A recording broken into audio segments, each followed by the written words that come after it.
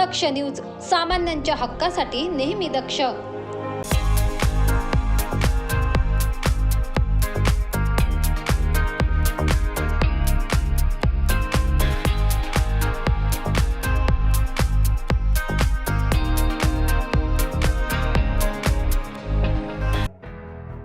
येत्या 19 फेब्रुवारी रोजी शिवजन्मोत्सव सोहळा साजरा होणार असून सर्वत्र जल्लोषाचे वातावरण दिसून येत आहे.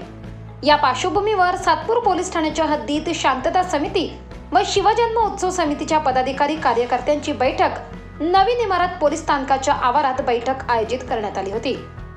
सर्वत्र शिवजन्मोत्सवाच्या पार्श्वभूमीवर जोरदार तयारी सुरू आहे. मात्र हा सोहळा साजरा करताना कुठेही कायदा व सुव्यवस्थेचा भंग होणार नाही या अनुषंगाने ही बैठक घेण्यात आली आहे.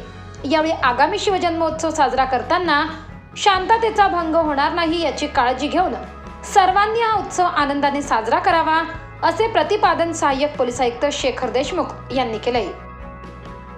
शिवजन्मोत्सवानिमित्त जे वेगवेगळे कार्यक्रम आयोजित केले या परिसरामध्ये त्याचे सर्व आयोजक येथे सहकारी अधिकारी, पत्रकार बंधू वगैरे, हा जो शिवजन्मोत्सव होणार आहे हा जसा आता माझ्या आधीच्या सर्व वक्त्यांनी सांगितलंय, हा काय आपण आज करत नाही, वर्षानुवर्ष आपण करत आहे.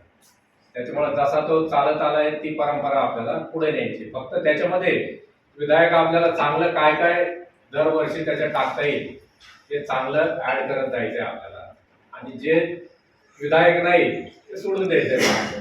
आणि ते कसं करता येईल समन्वयासाठी आपण सर्वजण इथे चर्चा करण्यासाठी बसलेलो असतो. एक चांगली गोष्ट आहे, अतिशय चांगली. मी सातपूरमध्ये जेव्हा आलो होतो सुरुवातीला, पहिला गणेशोत्सव होता. गणेशोत्सवाच्या वेळेस मी पाहिलं की इथे गणेशोत्सवाची सुद्धा एक सातपूरच्या नावाने कमिटी होती, एक गणपती होता.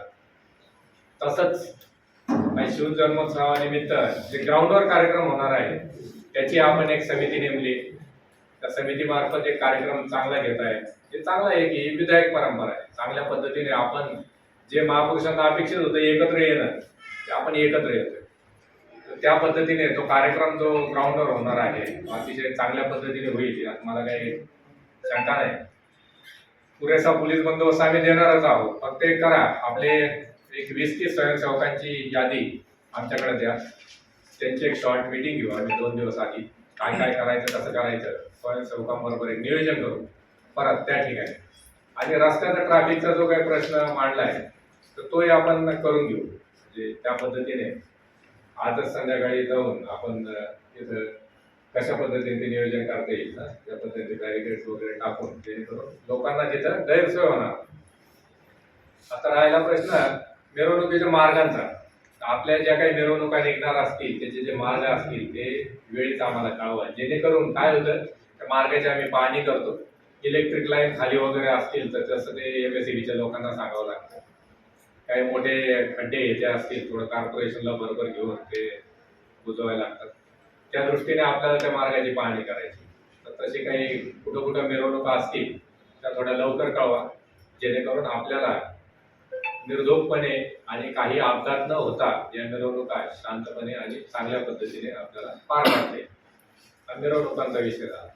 प्रतिमा पूजन ज्या ज्या ठिकाणी आहे त्या ठिकाणी शिवरायांचे आपण पुतळे ठेवणार असू किंवा प्रतिमा ठेवणार असू त्या व्यवस्थित तिथे राहतील.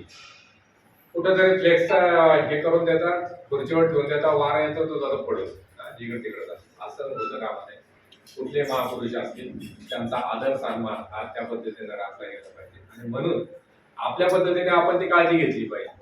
अगर आपण फ्लेक्स ठेवणार असू किंवा ची प्रतिमा ठेवणार असू ती व्यवस्थित, तिला फाउंडेशन व्यवस्थित असेल, पडणार नाही, कोणत्याही वाऱ्याने येणे त्याने इकडे तिकडे ते जाणार नाही याची आपण काळजी घेऊ. या पद्धतीने आपण हा सगळा जे आपण काही समितीचे किंवा स्वागताचे काही फ्लेक्स लावणार असतो, बोर्ड लावणार असतो तर ते व्यवस्थित बाजूला लावून घ्यावे. या बैठकीस RPI जिल्हाध्यक्ष प्रकाश लोंढे, फारुख पठाण, समाधान देवरे, राजेश खताळे, पुंडलिक बोडके, सुहास नाना गडाख, पप्पू कुटे, समाधान जगताप तसेच शिवजन्म महोत्सव समिती 2024 चे अध्यक्ष अनिल गडाख, कार्याध्यक्षा फरीदा सलीम शेख, उपाध्यक्षा जानवी तांबे, चिटणीस भगवान काकड, प्रसिद्धी प्रमुख तुषार ढेपले आदींसह सातपूर परिसरातील नागरिक मोठ्या संख्येने उपस्थित होते. परमेश्वर आंधळे, दक्ष न्यूज, सातपूर, नाशिक.